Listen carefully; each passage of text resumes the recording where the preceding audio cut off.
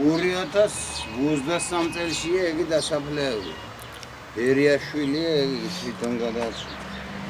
იგი ახალია რა. ანა გორდაძეა ამის 2018. ესეც კერძო საკუთრებაა. ქალბატონი ანა გორდაძე ფლობს ამ მიწის ფართებს, ეხა სადაც ვდგავართ. ვინ დაასაფლავა ამ კერძო საკუთრებაში ეს ხალხი? ხალხის კუთვნილი მიწების სასაფლაოდ ისე აქციეს, რომ კანონიერ ფლობელებს ამის ნებართვა არავისთვის მიუციათ. ქუთაისთან ახლოს მესხეთის სასაფლაო საზღვრებს დიდი ხანია გასცდა. არაერთი მოქალაქის მიწაზე მიცვალებულები დაკრძალეს. ერთ-ერთი ანა გორდაძეა. მემკვიდრეობით 1346 კვადრატული მეტრი ტერიტორია მიიღო, თუმცა ახლა ქალბატონი ანას ტერიტორია სასაფლაოდ მისი ნებართვის გარეშე აქციეს. 2023. ეხლა არის გაყიდული. ანუ ეს არის კერძო საკუთრება ქალბატონის და ეს მიწა გაყიდული არის სულ ახლახან 3 წლის წინ. ახლა ეს ვითხარით, ამ ადგილზე და არის დავა? კი, არის. ხო და მაშინ ესენო ყველა ამაგისი იქნება. ეგი 2, 3, ყველა შემთხვევაში ის 3 იქნება, ეს 3 და შეიძლება ეგიც. სასაფლაოს ტერიტორია, სადაც 1000-მდე მიცვალებული განისვენებს სამკერძო პირს, სახელმწიფოს და შპს კელაპტრის საკუთრებაა. აქ ვიყვებიან, რომ მიწა, რომელიც ძვირად ფასობს, კელაპტრის ხელმძღვანელობის გარეშე არ იჭრება. როგორც გავიგე, მე კვადრატი ღირს 400 ლარი, ხო, ორ კაცი ენჯდება 2400. იგი ღირს 400 და ახანე მე მგონია ნაკლებია. მიწის კანონიერი მფლობელები, რომელთა ნაკვეთებშიც მიცვალებულები დამარხეს, ჩივიან. დავა რამდენიმე წელია მიდის, თუმცა დაზარალებულ მოქალაქეებს არც კომპენსაციას აძლევს არავინ და მათ ნაკვეთებში მიცვალებულების დაკრძალვა გრძელდება.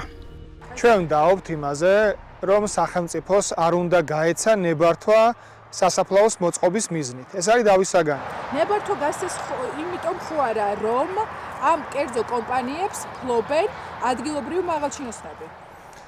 რაც არ ვიცი, მაგაზე მე ვერაფერს ვერ გეტყვით. მათ შორის ყალტუბოს მუნიციპალიტეტის მერის პარტნიორები.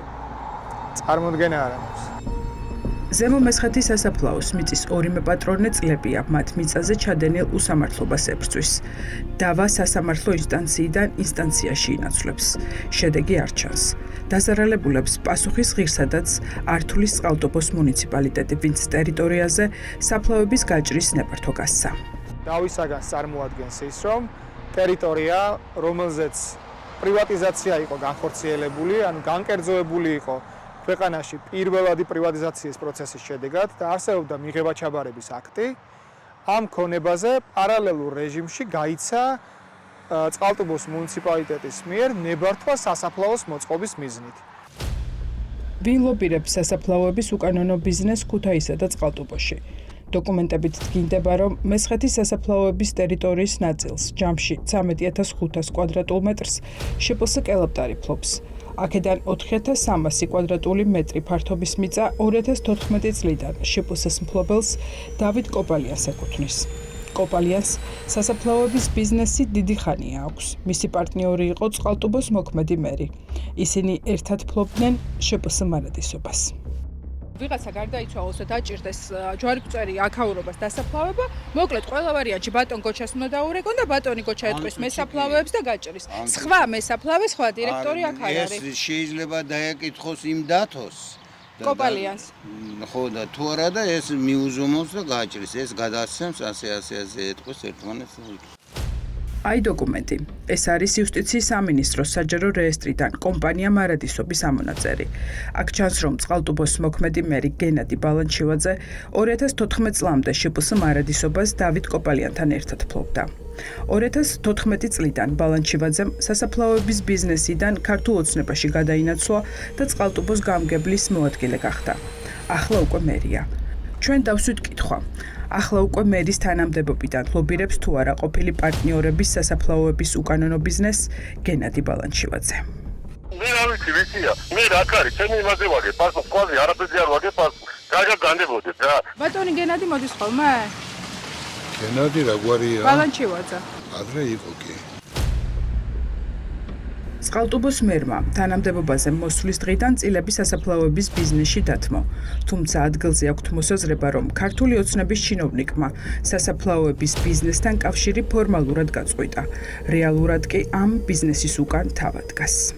უპასუხე იყო და არის საჯარო რეესტრის ეროვნული სააგენტო, ქონების მართვა და წყალტუბოს მუნიციპალიტეტის მერია. რა გვინდა წყალტუბოს მუნიციპალიტეტის მერიისგან? ზიანის ანაზღაურება. ანუ ის არ შეიძლება რომ პირს ჰქონდეს ამონაწერი საჯარო რეესტრიდან, არავის ეს ჩანაწერი გაბათილებული არ ჰქონდეს და ამავდროულად პირი ვერ სარგებლობდეს ქონებით. აი ასეთი მოცემულობა გვაქვს, რომ ნაკვეთი თან გაქვს, გეუნებიან და თან არა გაქვს. მიიღო თუ არა არალეგალური შემოსავალი სხვის მიწაზე დამარხული მიცვალებულების ოჯახისგან წყალტუბოს მერმა. ამ კითხვაზე პასუხის მიღებას ჩვენ გენადი ბალაჩივაძისგან ვცდილობთ. ბატონო გენადი, სამსახურში ხوار ბრძანდებით? სამსახურში არ ვარ, გამოსული ვარ. ხوار მოხვალთ მალე, ტევ1-დან გაწუხებ და თქვენთან შეხვედრა მინდოდა. არა, ვერ ვიქნები. ეს ხვალ 1-6 დღე მივლინებაში მივდივარ და არ ვიქნები. ბატონმა გენადიმ რაც გაიგო რომ მასთან შეხვედრა გსურდა, გამოაცხადა რომ 6 დღიან მივლინებაშია. მერს ვეკითხებით, ვინ დაკრძალა წყალტუბოს მუნიციპალიტეტის კუთვნილ ტერიტორიაზე მოქალაქეების კუთვნილ მიწაზე მიცვალებულები. მერმა უნდა იცოდეს, ვინ გასცა სხვის კერძო საკუთრებაში სასაფლაოების მოწყობის ნებართვა. თქვენი პარტნიორების სასაფლაოზე როგორ ხდება მიცვალებულების დასაფლავება სხვის მიერ რეგისტრირებულ მიწის ნაკვეთებზე? კელაპარი 2016 მარადისობის პარტნიორი ორგანიზაცია. თქვენ ხო მარადისობის დამფუძნებელი ბრძანდებით, ბატონო გენადი? ძალიან ცუდი ინფორმაციები გაქვს. მას შემდეგ რაც მერმა ტელეფონი გათიშა, მერიაში მივაკითხეთ. მისი სასაფლაოების ბიზნესიდან ქართულ ოცნებაში გადასვლის შემდეგ იწყება მოქალაქეების კუთვნილ მიწაზე სასაფლაოების უკანონო მოწყობა. მესაფლავე მერის კაბინეტის აით არის, რომ მითხრათ. ბატონო? მესაფლავე ხო არის თქვენი მერი, ბატონი გენადი? არასერიოზულად გამოიყურა. რატომ? შეგოსი მარადისობა, ცუდი ორგანიზაცია კი არ არის, ხალხს სასაფლავებს და სამუდამო განსასვენებელს თავაზობს. წყალტუბოს მუნიციპალიტეტის ამჟამინდელი მერის და ყოფილი მესაფლავის გენადი ბალაჩივაძის თანაშემწე მერის მოადგილესთან გია კვასტიანთან გვამისამართებს. ვცდილობთ მასთან გავარკვიოთ, რატომ არ უხდის კომპენსაციას მუნიციპალიტეტი კერძო პირებს, ვის ნაკვეთებზეც წყალტუბოს მერიის გადაწყვეტილებით სასაფლაო მოეწყო. მესაფლავე მერი რო ყავთ სხვის კუთვნილ ტერიტორიებზე ხალხს რომ ასაფლავებს. მისი პარტნიორი ბიზნესმენები. მარადისობის დამფუძნებელია თქვენი მერი, ბატონი გენადი. საფლავების ბიზნესი აქვს. ეს თვითონ მოძალეთ რაღაცა. მოძალეთ.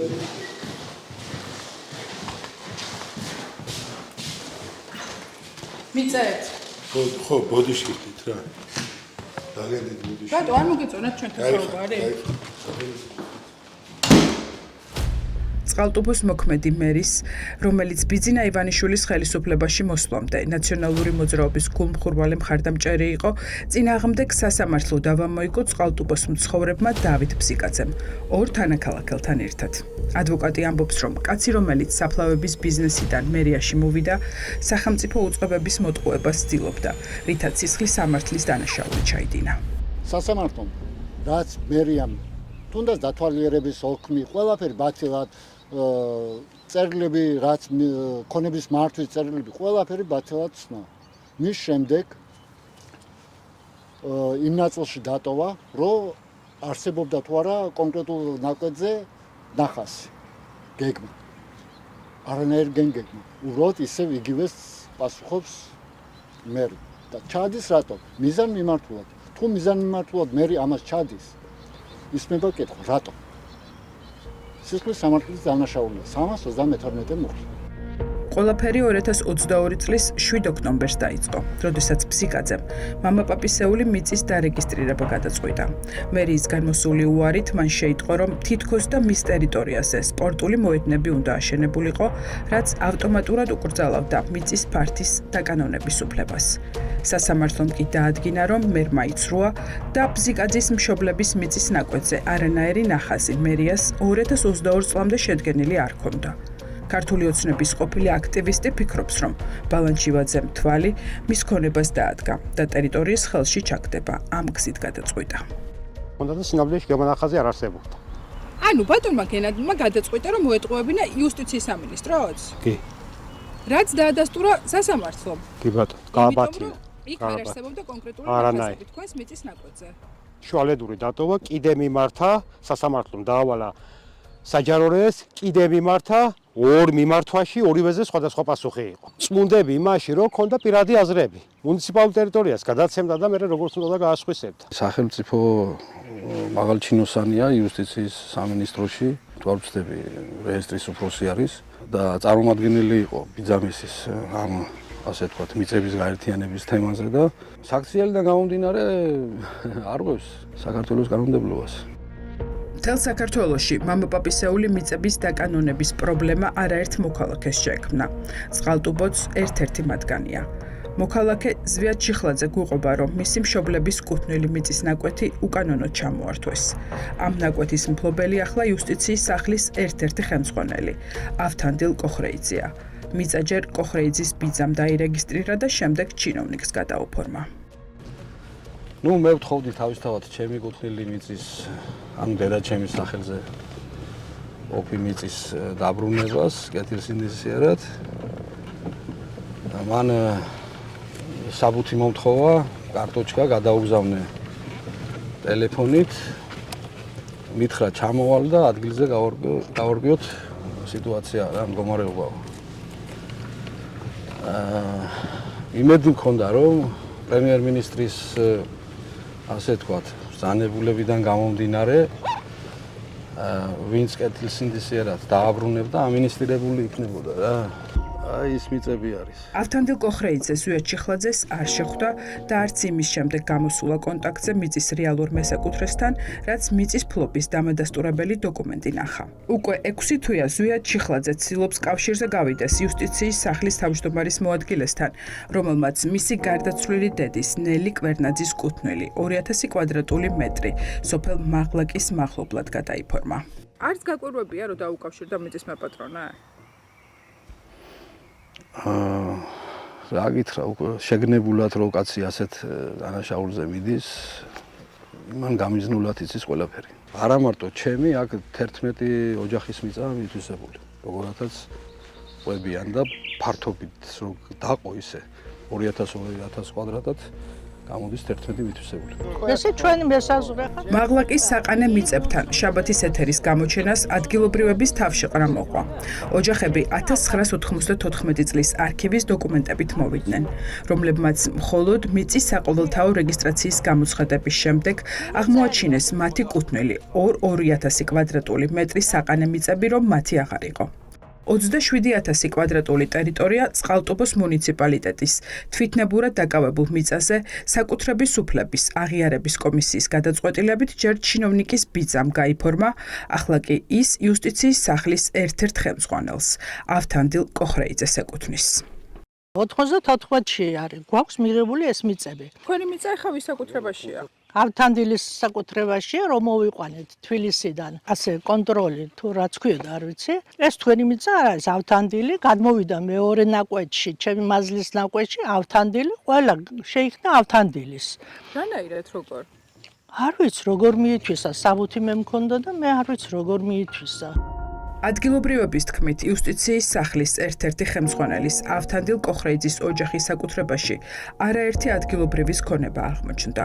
როდესაც მერიაში საქმის გასარკვევად მივიდნენ, უთხრეს, რომ ეს მათ გარეშე მოხდა. გამგეობაში მივედი მე და იმ კონსტანტინე ჟორჟოლიანი არის იქ და იმან მითხრა, რომ ის მიწებიო გაფორმებული არისო კოხრეიძეზე.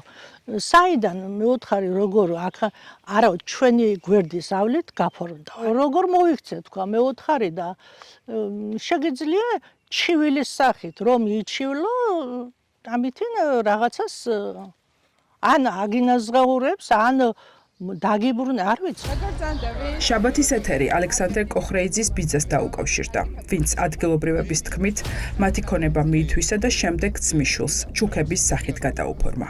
სოფელ მაღლაკში 1000 კვადრატული მეტრი მიწის ნაკვეთის დაუფლება როგორ შეწელით? იქ ცხოვრობდი და მემკვიდრე ვიყავი მის. 2000 კვადრატული მეტრის და ჩიხლაძეების, კვერნაძეების, მამაპაპისეული მიწები როგორ მიითვისეთ? არ მიმითვისები. აბა ვინ მიითვისეთ? თქვენი წარმომადგენელი იყო თქვენი ძმისშვილი იუსტიციის სამინისტროში ალექსანდრე კოხრეიძე. თქვენ გადაიფორმეთ თავიდან და შემდეგ ბატონ ალექსანდრეს საკუთრებაში ეს მიწის ნაკვეთები და როგორ მოხდა? როგორ მოხდა და მიტოვებული იყო, მაგინ თლიანად იყო მიტოვებული.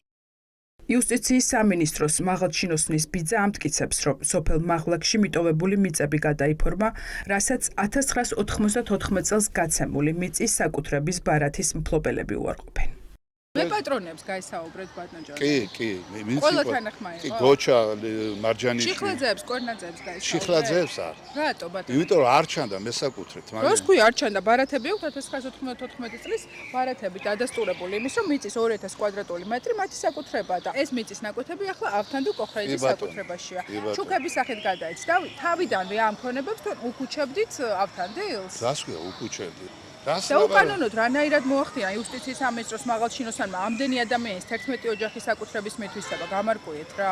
მე არ ვიცი, მაგი ქალბატონო ასე ხრბათ, საიდან მეწოდინება? ამ საუბრიდან დგინდება, რომ ავთანდილ კოხრეიძის ბიძა მიწების გადაფორმების საკითხში არ იყო ჩართული. მის მიმართ არსებულ კითხვებზე პასუხების გაცემისგან იუსტიციის სამინისტროს მაღალჩინოსანმა თავი შეიკავა. ავთანდილ კოხრეიძემ ინტერვიუზე უარი გითხრა.